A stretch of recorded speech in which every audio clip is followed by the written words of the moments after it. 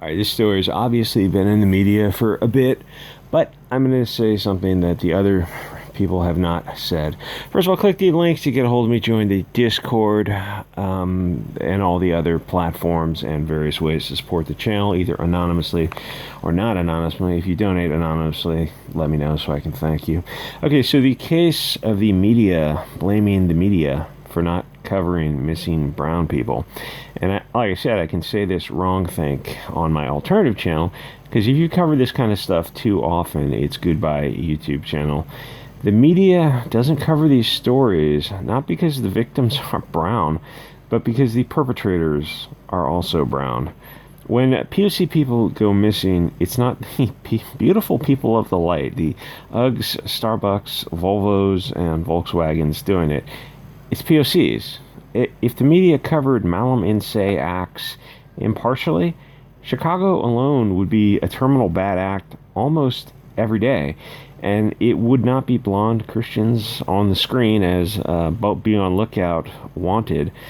We know who it is. It's like they are so desperate to find someone, some blonde-haired, blue-eyed guy dressed all in white sheets. Like, didn't that kind of go out in the 80s? Like, are there still people dressing up in like that? I don't think so, unless it's ironically. Though I will say that those are pretty cool costumes. Like, they put a lot of work into it. It's like those karate gis or judo gis when like they start off, there's just a white gi, it's just white cotton. It's very tough, so you can wrestle with it and all that kind of stuff.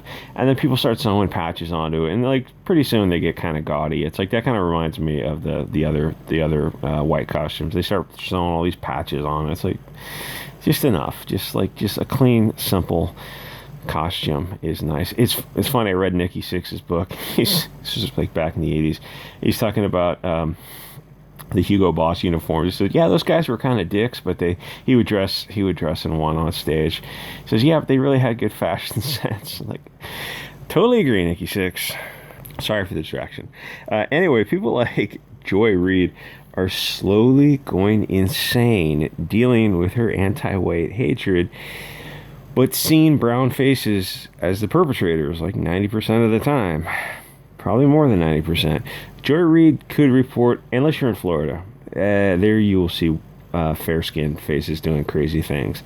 There's something in the Florida water that makes everyone there on a whole nother level of... It might be the crocodiles and alligators or something. People in Florida are nuts. She could report on missing POCs all she wants, but the suspects are also POC. Every day would be an image of a suspect that looks like her. It would, which is not good because she's hideously fucking ugly. It would break her mind. I mean it. She would fracture her mind, because it's like holding these two opposing ideas in your head at once eventually is going to lead to schizophrenia. She couldn't live with seeing that every day. She would go crazy, probably on air, which would be awesome to see. Then she'd just retire. Think how crazy it is for her to be outraged about the coverage of a blonde YouTuber, how much coverage she gets, the Gabby Petito case. Joy Reid is the media complaining about the media. It's not exactly that she's low IQ. It's that her ideas have never... The thing is, there are low IQ people in every field. It doesn't matter if you're an attorney or a doctor. There's always going to be a bell curve in any industry. With even the most white-collar professional industry, there's always people at the bottom of their class, or people who have never been challenged, which is kind of it's where someone like her, that's where she falls, is that her ideas had never been challenged. Her whole life has been lived as an affirmative action purse puppy in an echo chamber around probably far left liberals who are terrified to say boo to her because they'll just get called istophobic. The best thing you can do to somebody in this business is challenge their beliefs. A fencer improves by fencing. You want to know the power of being a purse puppy? Joy Reid blaming the media. And I don't know if anyone else in the media have ever raised their hand and said, hey, Joy, have you looked in the mirror? Maybe, why don't you do a show on it? Why don't you report on it every day? If you work through her logic, she doesn't want to cover, or she doesn't want the media to cover POC missing people cases, because that destroys her narrative that it's the evil blonde police who be out here on the daily deleting us. No, LeBron, it's people who look like you doing these bad acts in Chicago. Nobody wants to address the problem because they'll get doxxed, fired, and the bank account's closed. So people stay silent and the problem just gets worse. You get the situations that you allow to happen. And the funny thing is that people on Twitter are finally starting to wake up to, oh, maybe we have a problem in Chicago. Oh, we should throw more money at it. And someone says something like, yeah, you've had these liberal policies for 50 or 60 years. Why don't you try another 50 or 60 years? But this time, try harder. Yeah, good luck. I mean, you get what you deserve, and it will take POCs to wake up and go, oh, maybe voting blue across the board is not working out for us. So she's insane. And I mean, the crux of this is